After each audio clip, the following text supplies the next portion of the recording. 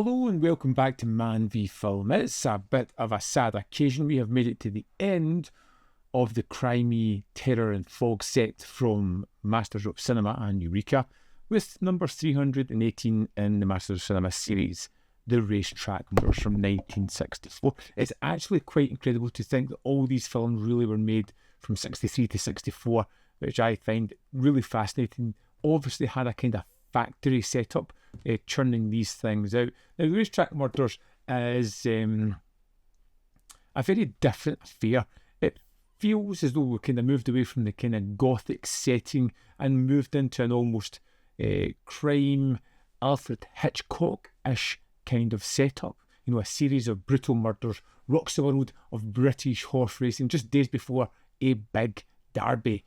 Jockey turns up dead. Some other people related to a specific horse, and the horse's name is Satan, which leads to all kind of fun comments throughout it.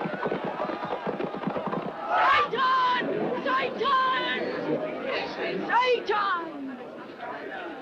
As the body count rises, detectives must untangle this web of blackmail, betrayal, upper-class corruption before the killer strikes once more.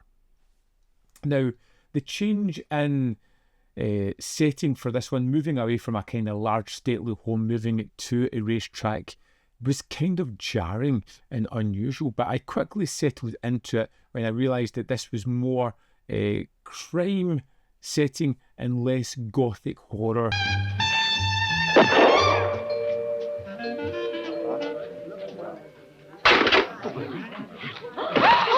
We kind of follow a bunch of various characters. Again, you get this wealth of various people, some who are rather duplicitous, some who are innocent, some who will become canned fodder throughout the film. But there is an interesting act where it looks at the corruption beneath the elegance of horse racing. You know, on the surface, everything is affluent. It is people in sort of rich positions looking at these horses, but once you just eke a little bit under the surface, you realise that there is corruption, you realise there is some unorthodox things going on and some rather dodgy people there as well. You know, it's all about greed and ambitious.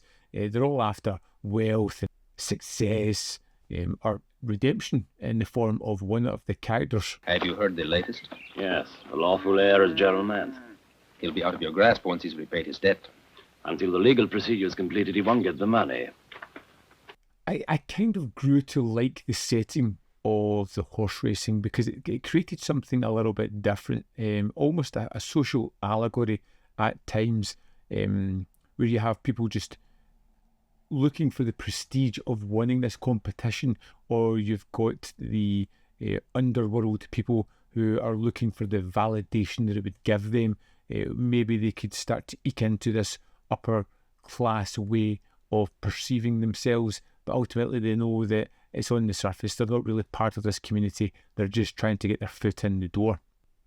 Gottlieb, as the director, moves the style a little bit, making a more noir-centric film here. Lots of scenes at the racetrack, but it always moves it into a location, whether it be into the horse stables, into a room where it has this black and white cinematography, the shadowy interiors, places look as if they have blacked out corners or something. There is always this small space that's claustrophobic. It feels as if there's other things that could be hidden about this room, just waiting to come out and consume somebody. Now, it does feel, again, like we're in an almost giallo-like setting. It's got the similar DNA of a giallo, but it never quite gets there. We've got like the investigating protagonist, we've got mysterious killings, we've got aristocratic secrets, and we've of course got someone who is killing people for some reason which will be revealed in the final third. Are you all right, miss? Yes, Irving. Why? Someone fired a shot. Didn't you hear it? No. And what I find really interesting about these crimey films is the DNA of them and how they are so close to giallo. They're moving from the kind of murder mystery, from the kind of gothic horror setting, and you can see them throughout the couple of years that these were made, edging towards that more sensationalistic look, the kind of things you would get from giallo. Without fully getting there, you can definitely see they'll get the one toe in the water of that kind of subgenre. Let's dive into the disc of the Racetrack Murders and have a look at the extras in the disc for the Racetrack Murders. First up, we have an introduction by Tim Lucas. The introduction is the English language dub, dual commentary with Kevin Lyons and Jonathan Rigby. The Racetrack Murders introduction by Tim Lucas, isolating the fog, Tim Lucas and Stephen Bissett in conversation. Now this is played over the movie The Racetrack. It runs for roughly about 1 hour 25 minutes, where they kind of talk about all these movies, crimey in general. It's an interesting conversation.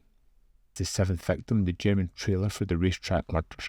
Also included in this set is a 60-page booklet that has several essays in it. Murder 101, an introduction to the Wallace-Krimi cycle by Howard Hughes.